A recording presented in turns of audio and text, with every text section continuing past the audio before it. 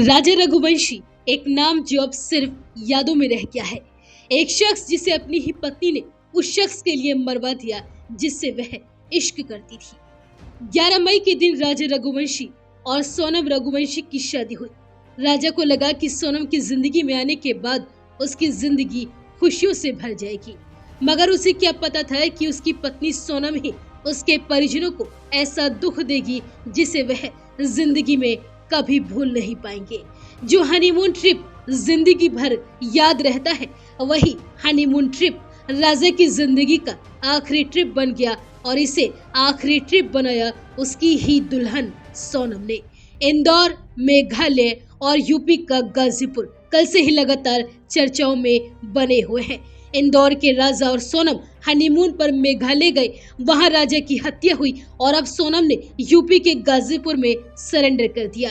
इस केस में जो सामने आ रहा है वो बेहद चौंका देने वाला है और अब सोनम और उसके प्रेमी राज कुशवाहा की चैट भी सामने आई है, जो सोनम ने शादी के बाद अपने प्रेमी से की थी। दरअसल शादी के बाद राजा ने पत्नी सोनम के करीब आने की कोशिश की, मगर ये बात सोनम को पसंद नहीं आई। पसंद आती भी कैसे? सोनम के दिल में राजा नहीं बल्कि राज जो था, वह अपना दिल राज कुशवाहा को दे चुकी थी और उसी से शादी करना चाहती थी। ऐसे में पति राजा के उसके करीब आना उसे कतई मंजूर नहीं था। इसका जिक्र सोनम ने शादी के बाद प्रेमी राज से भी किया। उसने प्रेमी राज से चैट की कि राजा रघुवंशी उसके करीब आ रहा है, जो उसे बिल्कुल पसंद नहीं है। इसके बाद सोनम ने राज से कहा कि राजा को रास्ते से हटाया जाए और सोनम ने राज से चैट करते करते ही पति राजा के मर्डर की पूरी साजिश रच डाली।